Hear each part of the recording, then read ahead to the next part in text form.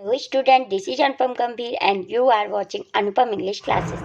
Student, आज के इस वीडियो लेक्चर में class 11th English hornbill book से चैप्टर 8 सिल्क रोड, जिसके राइटर निक मिडल्टन हैं, इस चैप्टर की हम समरी कवर करेंगे। स्टूडेंट, जो ये इस चैप्टर के ऑथर हैं निक मिडल्टन, इन्हें माउंट कैलाश जाकर अपना कोरा कंप्लीट करना था। अब माउंट कैलाश तो आपने सुना ही होगा, कोरा किसे कहते हैं? स्टूडेंट, कोरा का मतलब होता है माउंट कैलाश के चारों तरफ चक्कर लगाना।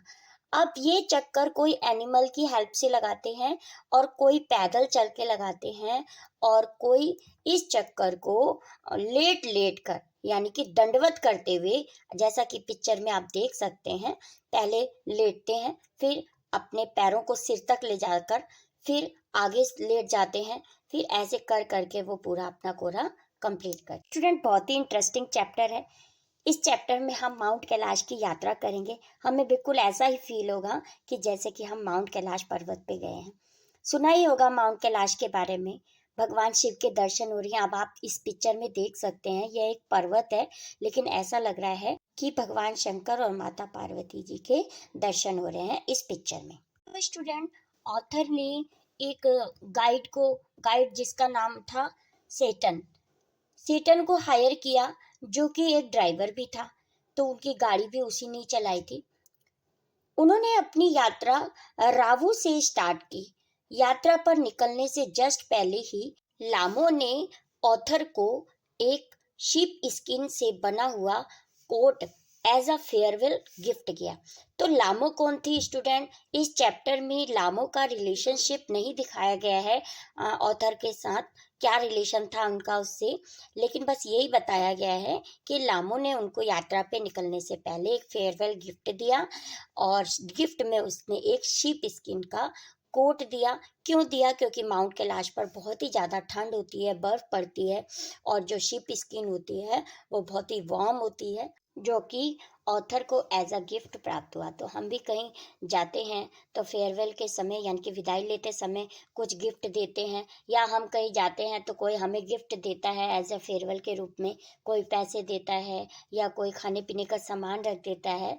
तो ऐसे ही उन्होंने भी जो लामो थी, उन्होंने ऑथर को एक फेयरवेल गिफ्ट के तौर पे शीप स्किन का कोट दिया। अब ऑथर की यात्रा शुरू हो गई है। रावू से यात्रा शुरू हुई है। सैटर्न उनके साथ हैं, जो कि गाइड भी हैं और ड्राइवर भी हैं, गाड़ी को ड्राइव भी करेंगे। और एक पर्सन और है स्टूडेंट, डैनियल, जो कि ऑथर के फ्रेंड है, और वो सिर्फ डार्चन तक जाएंगे उनके साथ और उसके बाद लासा वापस आ जाएंगे। तो यानी कि अब स्टोरी में हमारे 3 कैरेक्टर आ चुके हैं। एक ऑथर जो हमारे इस स्टोरी के नरेटर भी हैं, निक मिडल्टन, और दूसरे सेटन जो कि एक गाइड और ड्राइवर हैं, और तीसरे पर्सन जो डैनियल हमारे ऑथर के फ्रेंड है। तो डैनियल केवल उनके साथ डार्चन तक जाते हैं और वापस आ जाते हैं। जैसे ही जर्नी स्टार्ट हुई तो सैटर्न जो कि उनका गाइड था, उसने बताया कि हम शॉर्टकट रूट यानी कि सिल्क रूट से जाएंगे, जो कि डायरेक्ट हमें माउंट कैलाश तक ले जाएगा। ये शॉर्टकट रास्ता ही सिल्क रूट है, जिस पर चैप्टर का नाम पड़ा। स्टूडेंट, सिल्क रूट वो रास्ता है जो कि एशिया से यूरोप को कनेक्ट करता है। 2nd सेंचुरी से चाइना इस रास्ते से सिल्क को एक्सपोर्ट करती थी, इसलिए इस रूट का नाम सिल्क रूट या सिल्क रोड, जो कि हमारे चैप्टर का नाम है, पड़ा। स्टूडेंट, आप इस मैप में भी देख सकते हैं, जिसमें एशिया, यूरोप, अफ्रीका इस रूट से जुड़े हुए हैं। तो ये सिल्क रूट चीन से होकर वेस्ट में और पहले मध्य एशिया में और फिर यूरोप में जाता है, जिसकी एक शाखा भारत की ओर भी आती है। ये जो सिल्क रूट रास्ता है student, east south east Asia, Indian subcontinent, central Asia, middle east, east Africa and Europe को कनेक्ट करता है। सो रास्ते में उन्होंने यानी कि ऑथर, उनके फ्रेंड और सेटन जो कि उनकी गाड़ी ड्राइव कर रहा है, उन्होंने बड़े बड़े माउंटेन को क्रॉस करना था। अब सेटन ने ऑथर को बताया कि रास्ते में अगर स्नो नहीं हुई तो हम जल्द ही कैलाश पहुंच जाएंगे। रास्ते में उन्हें गैजल्स गैजल्स कैसे होते हैं स्टूडेंट, हिरन की तरह दिखाई देते हैं, गैजल्स मिले। Herd of wild asses generally गधों का उनको झुंड मिला, जो कि ऐसा लग रहा था कि कहीं उन पे हमला ना कर दे, वो लोग बहुत ही डरे हुए थे। और कुछ शेपर्ड उन्हें दिखाई दिए। शेपर्ड किसे कहते हैं, जो चरवाहे होते हैं, शीप को चराते हैं, उन्हें शेपर्ड। टेंडिंग द फ्लॉक्स, अपने फ्लॉक्स यानी कि जो शीप्स के ग्रुप थे, उनको टेंडिंग करते हुए उनको कहीं शेपर्ड्स भी रास्ते में दिखाई दिए।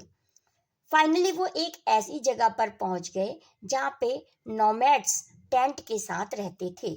और टेंट के बाहर तिबेटियन मैस्टिफ्स, मैस्टिफ्स मतलब ह्यूज डॉग्स, बहुत ही बड़े बड़े कुत्ते, जो उनके टेंट के बाहर बैठे हुए थे, जो कि उनकी रखवाली कर रहे थे, उनके टेंट की, किनकी, नोमैड्स की टेंट की रखवाली कर रहे थे।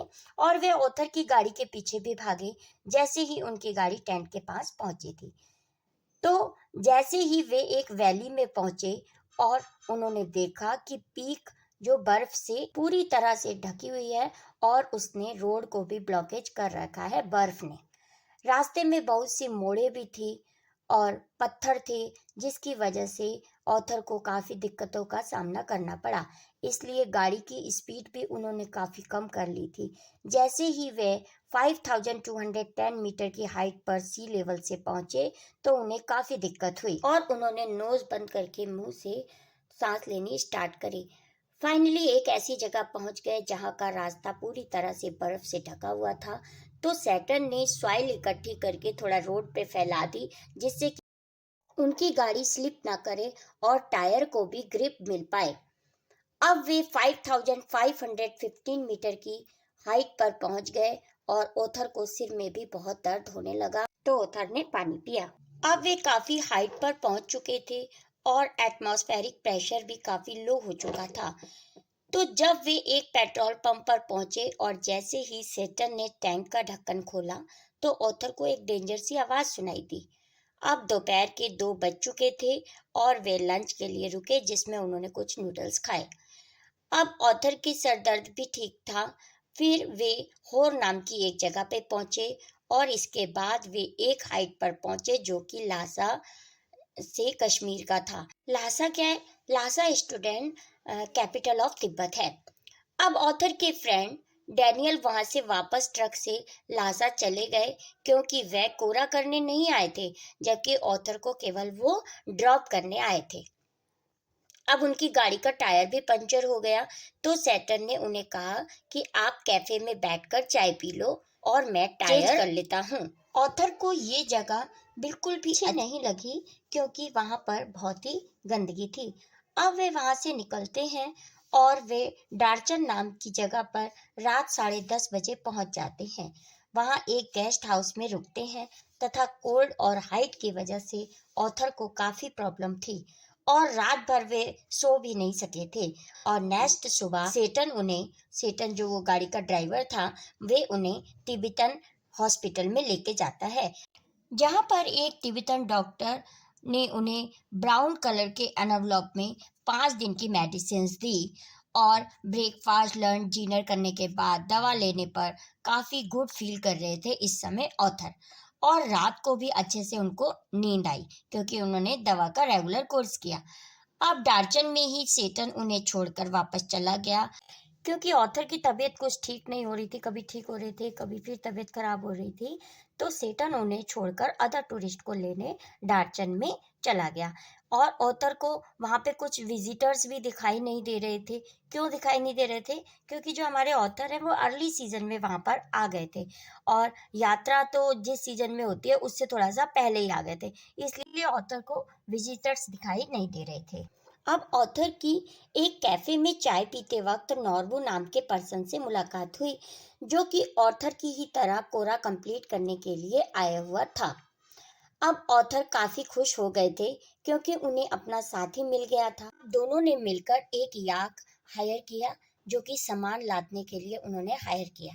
और नोरबू ने कहा कि मेरी टमी तो निकली हुई है, अर्थात मैं इतना मोटा हूँ कि मैं ऐसे लेट लेट कर कोरा नहीं कर पाऊंगा। लेकिन ये तो नोरबू ने एज अ जोक कह दिया था, वास्तव में तो दोनों ने मिलकर कोरा कंप्लीट की थी। स्टूडेंट, इसी के साथ हमारी ये समरी यहीं पे कंप्लीट होती है। नेक्स्ट वीडियो लेक्चर में इसी चैप्टर के लाइन बाय लाइन एक्सप्लेनेशन के साथ आपसे मिलते हैं। Thank you so much for watching. मिलते हैं नेक्स्ट वीडियो लेक्चर में। बाय।